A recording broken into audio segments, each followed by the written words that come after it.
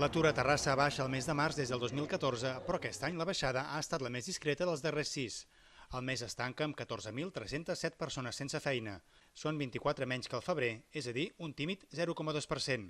La taxa d'atur local és del 12,9%. En els darrers 12 mesos, la baixada de l'atur a Terrassa ha estat de 489 persones, un 3,3%. Al conjunt de la comarca, però, el panorama és ben diferent. La desocupació ha pujat en 275 persones, un 0,5%. Ara hi ha 50.372 aturats. La taxa d'atur comarcal és de l'11,3%.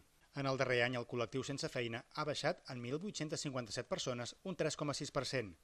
Per municipis, l'increment més alt es registra a Rubí, a 94 persones, gairebé un 2%, seguit de Sabadell amb 69, Sant Cugat amb 44 i Santa Perpètua amb 42.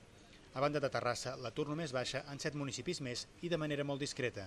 On més baixa és a Palau-solità, en 14 persones, Matadepera en 10 i Polinyà i Sentmenat en 8. La taxa d'atur més alta, un 17,4%, la segueix tenint Badia i la més baixa, un 4,7%, Matadepera.